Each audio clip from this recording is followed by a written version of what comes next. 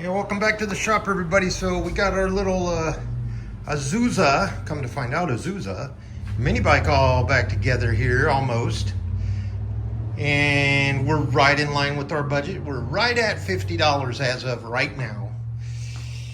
And that doesn't include a new chain. So we're putting the old chain back on, the one that I bought with the clutch kit. It didn't fit, it was too small. The engine doesn't slide back far enough. So we've got about 1/4 inch of play on there, and it has one link right there, if you can see it, that hopefully it's not going to cause that to flip off of there.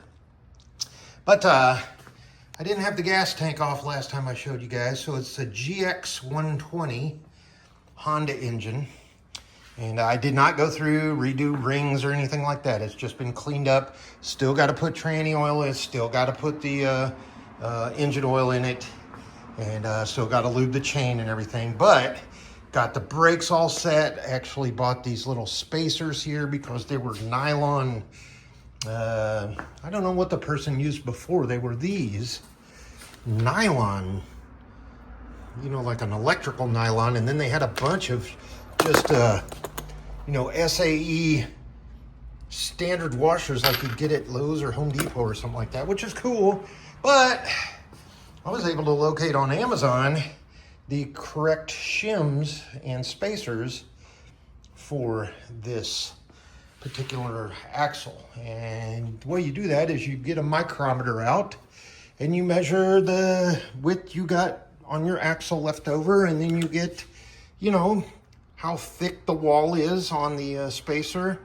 And it's called a standoff bushing, by the way. And then how thick, wide, and what's the diameter. So this is a 5/8 inch axle, and all the little pieces. These are nice though. Off of Amazon, you can see the ridges. They've machined those on a lathe. You can see the lathe marks on there. And I apologize, it's Friday. I live on the Indianapolis 500 of California here, so yeah, so it looks like it's coming back pretty good. The throttle lever kit thing I bought was a little short, so it doesn't clamp down exactly on the brass fitting here. However, the rest of this works really good. It even came with new springs. Actually, they gave you 2 sets of springs. And the governor throttle, thing with a bunch of extra holes. We're not going to use that. It's already on there. I mean, why take that one off? And it's secured. It's been running forever, so it's not hitting a plate or anything like that. So looking good. Like I said, the gas tank is all clean and shiny. And I went ahead, personal preference, but I went ahead and bought some of those fuel line clamps. You know, the little spring ones that you need on everything from a weed eater to a chainsaw to everything else you're ever going to work on in your entire life. A little kit of that was $4.99. So I'm going to consider that a shop purchase. If I add it into our budget for this bike, I don't know how many pieces though are 330 divided by the 2 that I used out of there for the fuel line right here.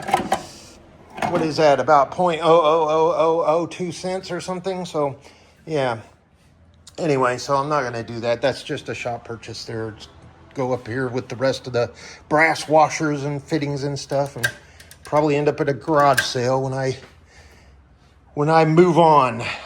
Let's see here. So we've got to get this back on the fuel tank. Got the throttle all lined up. Everything's working. The brakes, I could spin this over for you, but I got it jammed up there. But the brakes, yeah, and I actually got the fitting right, and I used a shoulder bolt instead of just that cutoff. I don't know what they had, a cutoff bolt or something like that, but worked out real good. Got the shim behind the brake, I guess assembly here, and got their spring on there. And boy, that was a pain getting this cable here on there. And it's just long enough to be able to turn the handlebars and route it up underneath here. where it should have been the entire time. And there's plenty of space there between the chain and there. It's not gonna, you know, swing over and hit that. And I put these clips where they should be. Like I said, got the tension all set up. Everything is looking good. You can see that. That's, I don't know. Use that bolt right there as reference. So there's half of it and right there. So we got about a 1/2 inch play, maybe roughly. So plan is get that gas tank back on, throw some gas in it, prime it up. Patum, see if we can't get this baby running. And the other thing I didn't do is didn't run a kill switch. This one, it's actually on the engine, like on a pressure washer or something. So we'll leave that in off, but you know, you can't buy the one that you run up here and then you got a kill switch by your throttle cable. But yeah, whatever. You know, jump off of it.